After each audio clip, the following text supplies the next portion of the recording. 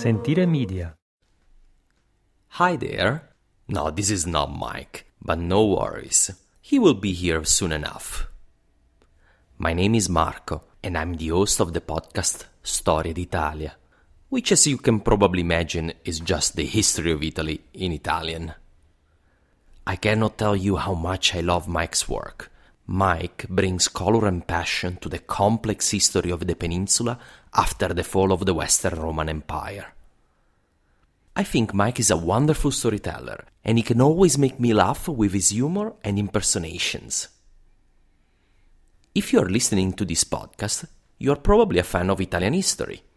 Se parlate italiano o volete imparare meglio l'italiano, well, why don't you come visit me at Storia d'Italia? I started a bit earlier than Mike, from the Battle of the Milvian Bridge in 312. So if you join me, you will have a recap of the centuries between Constantine and Romulus Augustus. But that's enough for now. Time to leave you to the excellent British English of my counterpart of the history of Italy. Hello everyone, and welcome to A History of Italy.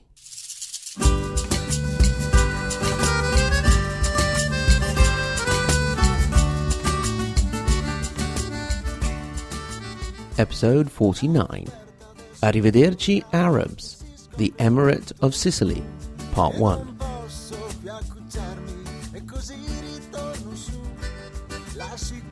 One recurring aspect about living in a country is that you are very often the one who actually visits less of that country than a tourist.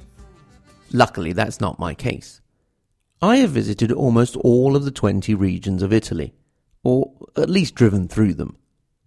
I'm only missing 3, Calabria, Basilicata, and the main island of Sicily.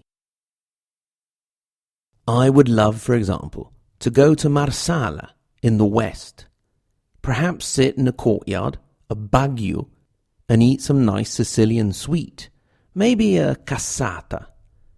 Well, all of these words, Marsala, bagnio, and cassata, are traces of the medieval Muslim domination of the island of Sicily.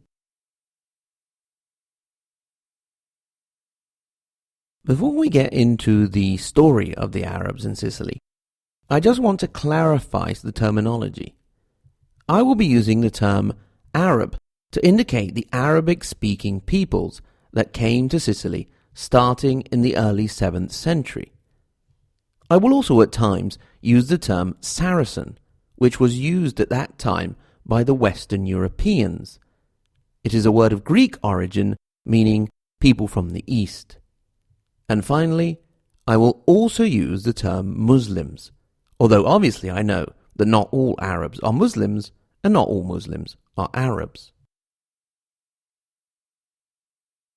Although the Muslim conquest of Sicily actually took place in the early 9th century, the first raids in the area can be traced back as early as 652. The small Sicilian island of Pantelleria was actually taken as far back as 700. Now, I must say that if you're going to acquire some property around Sicily, Pantelleria is a great place to start, as it is halfway between Tunisia and Sicily. It is today famous for its yummy capers and an excellent dessert wine called Passito di Pantelleria. If you're thinking of visiting the island, you need to keep a couple of things in mind.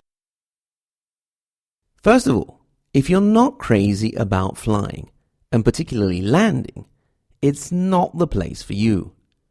You have to go between 2 mountain peaks to head to the runway, and since it's a very short runway, the pilot slams on the brakes the moment you hit the ground. Your stomach is not aware of this, so you will have to find it in the seat pocket in front of you. Furthermore, make sure that you check the weather forecast. We were told before going that in Pantelleria it is always sunny. We arrived on the Saturday, and it rained until the Thursday after. Consider that then there were no museums or any indoor entertainment.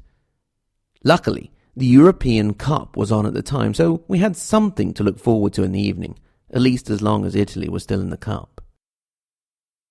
A further complication came from the fact that Mrs. A History of Italy was rather pregnant with our first child, and that complicated matters a bit and meant that we had to lay off the passito a bit more. Anyway, the island of Pantelleria fell to the Muslims long before the invasion of the main island. This all kicked off in 826. That was the year in which a new stratego, the Byzantine ruler of the island, was elected, Constantine. Almost immediately after that, he had a clash with the admiral of the Byzantine navy, Euphemius. This could have been either because of the admiral doing some unauthorized raiding, or because he had been a bit naughty with a nun. In any case, Euphemius wasn't going to hang around to be punished. He rebelled. However, he couldn't do it on his own. He didn't have the numbers. So he looked southwards to the emir in North Africa, Ziyadat Allah I, of the Aghlabid dynasty. So it was that in June 827, 100 ships carrying 2,000 soldiers and 700 horses, at least according to the Arab historian Al-Nuwairi, disembarked onto Sicilian land near present-day Marsala. Indeed, its name comes from the Arabic language, Marsa Alam, the port of God.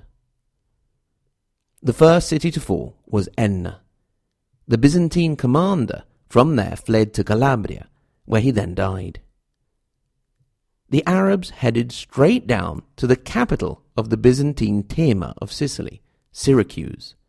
The Tema being one of the administrative divisions in which Byzantine Italy was divided.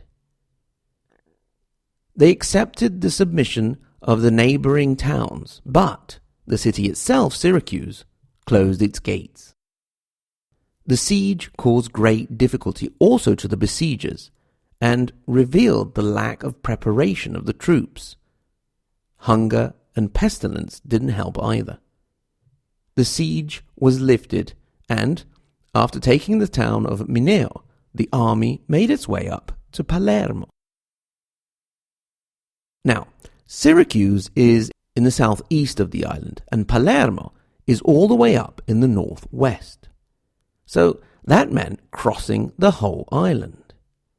This was worth it because help was coming to Palermo. The help was coming from the Spanish Arabs, who laid siege to the city by sea, while the land army, well, by land obviously. The city came to terms, and in 831 many of the inhabitants left. Sources put the remaining numbers at around 3,000 out of a previous total of 70,000. Obviously, we can't really count that much on the accuracy of the numbers. The fall of Palermo started up a new phase in the Arab occupation of the island. They had a strong foothold in many areas, and now, with Palermo, they had their new capital.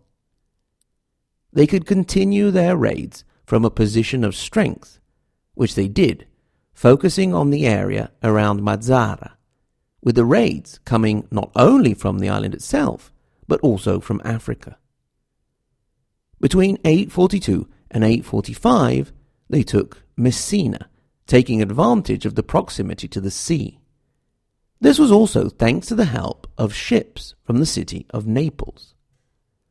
The fact that a city which, at least nominally, was under the authority of the Byzantines showed the complex crisscrossing of politics and interests at the time. The area remaining in Byzantine hands was located in mountainous terrain, therefore hard to fight in. The cities of Taormina, Syracuse, and Catania still stood defiant.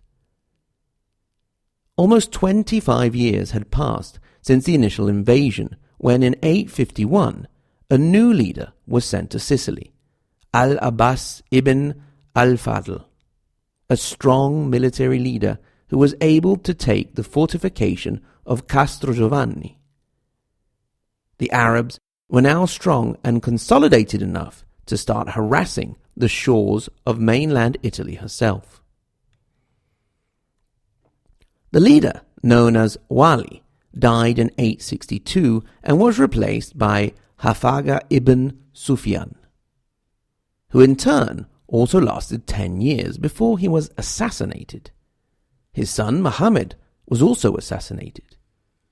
This was an indication of the fact that, although the Muslim conquest of Sicily continued, all was not always well among the invaders, and they by no means acted with a single mind. The year 877 saw the start of the siege of the Byzantine capital of the island, Syracuse. New siege technology was brought in at this point, with ballistas and mangonels that could fire in almost straight lines, unleashing more power than the traditional ones with the large arc shots. The city resisted to the last and, as was the custom in medieval warfare, suffered greatly for their determination.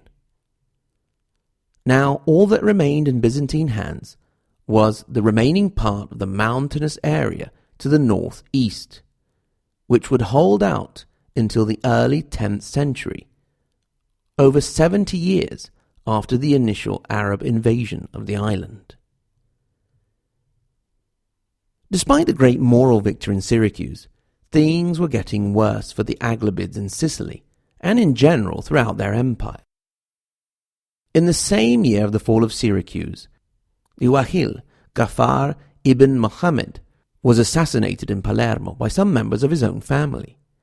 They were promptly deposed by a rebellion and sent off to Africa to be executed, but it was yet another sign that things were not all that serene. The new leader attempted further expansion towards the areas of Catania and Taormina, but with no luck.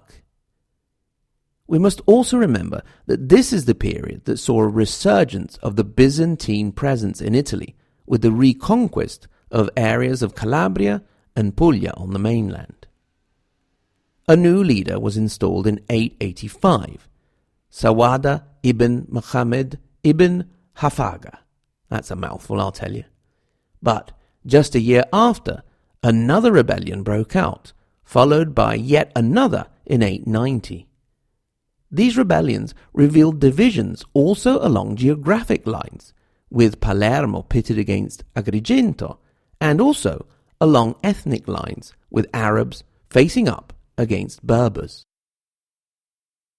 Things turned a bit for the better when Ibrahim II came over from Africa, and in 902, despite the 3 levels of defences, he was able to take the city of Taormina, the last great Byzantine stronghold after Syracuse.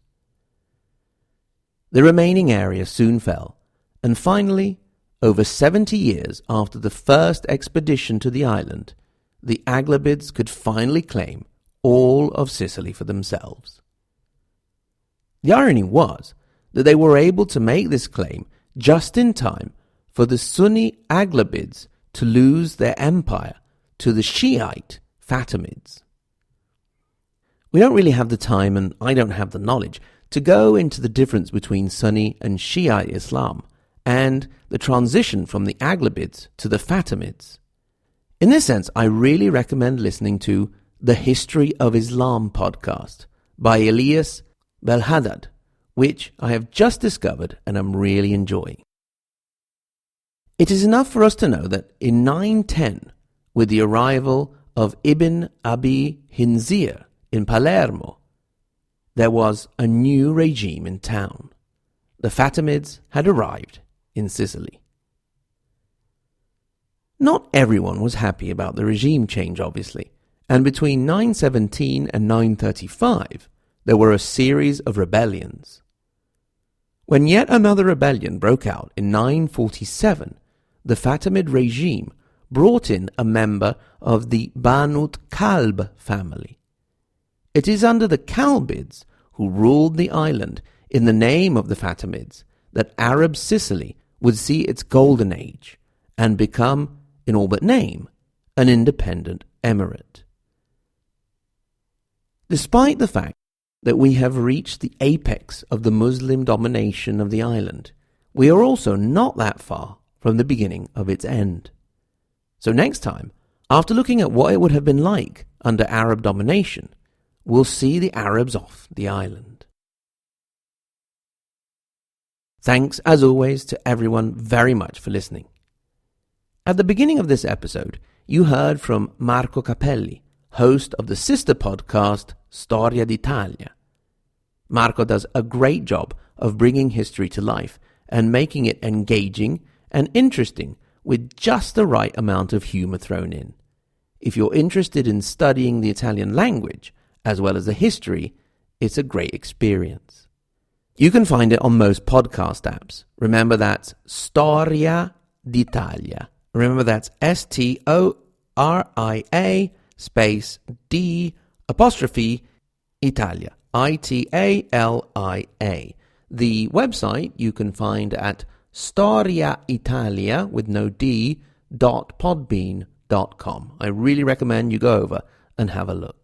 And thanks very much to Marco for hosting the promo of A History of Italy on his podcast.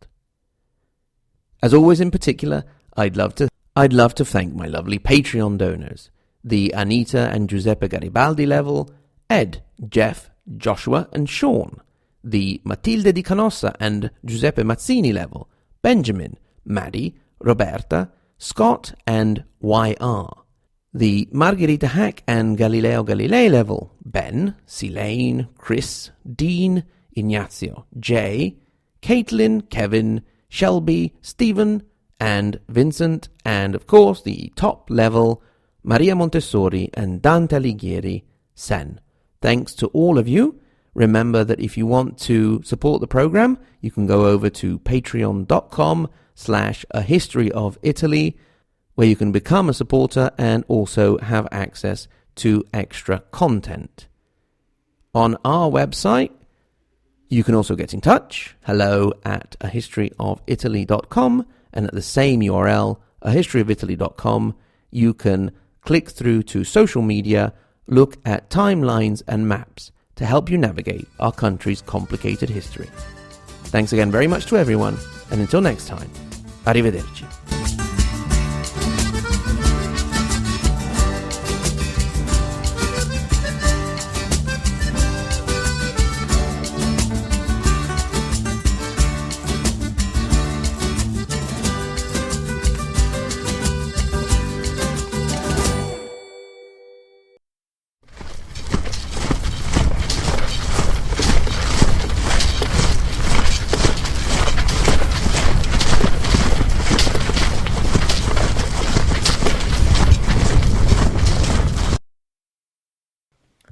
Ah, Commander.